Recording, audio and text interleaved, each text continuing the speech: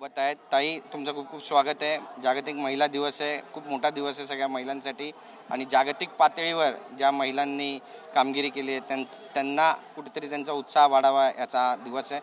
तुम्ही मंत्री झालात, एक साधारण आमदारापासून मंत्रिपदाचा हा सगळा प्रवास, तुमच्या काय भावना आहेत आणि आतापर्यंतचा हा सगळा प्रवास कसा झाला तुमचा? माझा राजकीय प्रवास तसा खूप खडतर होता पहिल्यापासूनच आणि मागच्या 12 वर्षापासून मी समाजकारणात राजकारणात काम करते. मी कार्यकर्ती म्हणून काम केलं तेव्हा लोकांनी मला स्वीकारलं, आमदार बनवलं आणि माझ्या नेत्यांनी माझ्यावर विश्वास ठेवत सेकंड टर्ममध्येच मला राज्यमंत्रीपदाची जबाबदारी दिलेली आहे आणि निश्चितच खडतर प्रवास राहिल्यामुळे सगळ्या गोष्टींना मात देत पुढे आलेली आहे आणि यापुढे सुद्धा जे काही कठीण प्रसंग येतील त्याला सुद्धा मात देण्याची शक्ती माझे पुरुष प्रधान संस्कृतीचा देश म्हणून ओळखला जातो.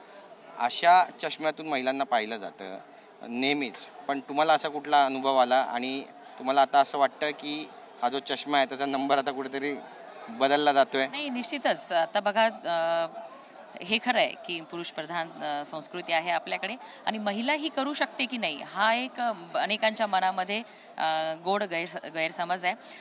तो दूर करण्यासाठी आणि महिला प्रत्येक तिच्यावर जर विश्वास ठेवला तर ती प्रत्येक वेळी तिला दिलेली जबाबदारी प्रामाणिकपणे चांगल्या पद्धतीने पार पाडू शकते. तिने सिद्ध केलेलं आहे. परंतु त्या महिलेला दुपटीने काम करावं लागतं स्वतःला सिद्ध करण्यासाठी की ती कॅपेबल आहे, ती करू शकते. प्रत्येक एक सक्सेसफुल माणूस असतो त्याच्या मागे एक स्त्री असते किंवा त्याची पत्नी असते. तसं तुमच्या मागे कोणी आहे पुरुष? माझे पती दीपक साकोरे हे आहेत. ते सध्या ॲडिशनल CP नवी मुंबई आहेत. आणि त्यांचं खूप मोठं योगदान आहे तुमच्या या सगळ्या प्रवासात? योगदान तसं काहीच नाही. राजकारणात त्यांचा कधीच सहभाग नसतो.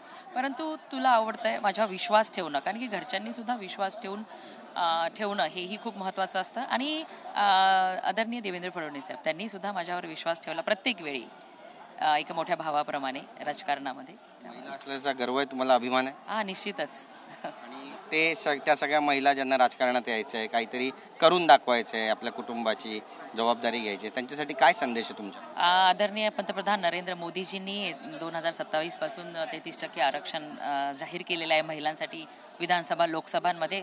इथे खूप मोठी संधी आहे आणि महिलांच्यासाठी मी म्हणते इतिहासातलं पहिल्यांदा असं हा जो आपण उद्याचा महिला दिन साजरा करतोय, भारतीय महिला खऱ्या अर्थाने हा सर्वात सक्षम असा महिला दिन असणार आहे. कारण की केंद्रामध्ये मोदीजींनी ज्या काही योजना आणलेल्या आहेत आणि राज्यामध्ये सुद्धा म्हणजे मुलगी जन्मल्यापासून लेक लाडकी असू दे, तिला मोफत शिक्षणाचा विषय असू दे किंवा गर्भवती झाल्यानंतर तिला देणं असू दे किंवा आर्थिकदृष्ट्या सक्षम करण्यासाठीच्या लखपती दिदीसारख्या योजना असू दे. आज गावाकडची माझी बहीणसुद्धा ड्रोन पायलट झालेली आहे. बचत गटाच्या माध्यमातून अनेक चांगल्या योजना अहिल्याबाई होळकरांच्या नावाने सुद्धा योजना महिला स्टार्टअपसाठी देवेंद्रजींनी चालू केलेल्या आहे. त्यामुळे एवढं मोठं महिलांच्यासाठीचे जे निर्णय घेण्यात आलेले ते आत्ताच घेण्यात आलेले, त्यामुळे ऐतिहासिक असा महिलांना खऱ्या अर्थाने सक्षम बनवणारा हा महिला दिन उद्या साजरा होत आहे. राजकीय प्रश्न तुम्हाला विचारायचा आहे. देशाची महिला देशाची पंतप्रधान झाली, पण महाराष्ट्रामध्ये हे चित्र कधी पाहायला मिळालं नाही. त्यामुळे भविष्यात कधीतरी हे चित्र पाहायला मिळेल का आणि हे चित्र अजूनपर्यंत का पाहायला मिळालं नाही हा सुद्धा मंथनाचा विषय असं वाटतं? नाही, योग्य वेळी योग्य गोष्टी होत राहतात, ती पण वेळ येईल. लाडक्या बहिणींना हप्ता मिळणार आहे, त्यामुळे सरकारकडून एक पर्वणी सगळ्या महिला दिनी भेट, महिला दिनाची भेट, सगळ्यांच्या खात्यामध्ये पैसे जमा होणार आहेत लाडक्या बहिणींचे. सुरक्षेचा एक फार मोठा विषय आहे सध्या महाराष्ट्रामध्ये. अत्याचार अजूनही सुरू आहेत, राज-रोज छेडछाडीचे प्रकरण आहेत, भाजपच्याच मंत्र्यांच्या मुलीची छेड काढली जाते. त्याच्या मागचं राजकारण आहे आणि प्रत्येक गोष्टीचं वेगळं एक घटना आहे. तरीसुद्धा महिलांनी मानसिकदृष्ट्या सुद्धा आणि शारीरिकदृष्ट्या सक्षम झालं पाहिजे. सरकार कायदे आपल्या पाठीशी आहेत आणि कुणीही अत्याचाराचा बळी होणार नाही अशा पद्धतीची सगळं काही यंत्रणा आहे, पण काही गोष्टी काही पातळीवर होतात.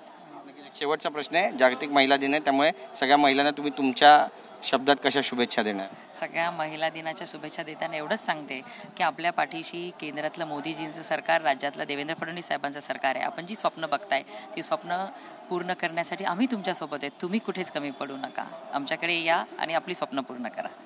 बातचीत केल्याबद्दल आणि महिला दिनाच्या शुभेच्छा या ठिकाणी दिल्या गेल्यात मेघनाताई बोर्डीकर यांनी सगळ्या महिलांना. कॅमेरापासून योगेश गुरवसह गिरीश गायकवाड, TV9 मराठी, मुंबई.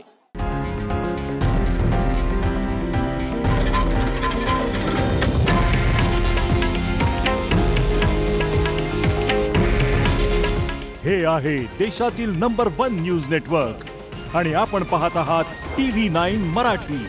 काळजी तुमची, हित महाराष्ट्राचं.